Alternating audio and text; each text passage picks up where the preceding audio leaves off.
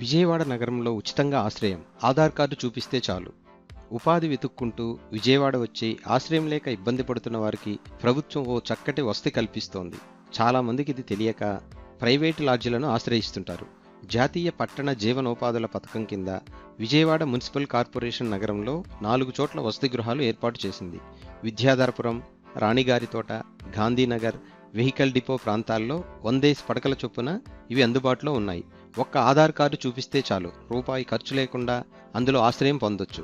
పడుకోవడానికి మంచం, దుప్పట్లు, మరుగుదొడ్లు, స్నానాల గదులు అందుబాటులో ఉంటాయి.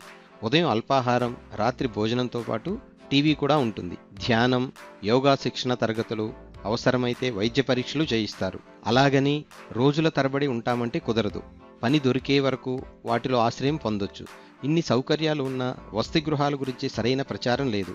ఫలితంగా వాటికి ఆదరణే ఉండడం లేదు. ప్రభుత్వం ప్రచారం కల్పిస్తే ఎంతో మందికి ఉపయోగపడతాయి. విజయవాడ విద్యాధరపురం వసతి గృహంలో ఆశ్రయం పొందుతున్న నిరాశ్రయులు. విజయవాడ వెహికల్ డిపో వద్ద ఆశ్రయం కోసం వచ్చేవారు లేక ఖాళీగా మంచాలు. విజయవాడకు ఉపాధి వెతుక్కుంటూ వచ్చేవాళ్ళు ఈ అవకాశాన్ని ఉపయోగించుకోండి.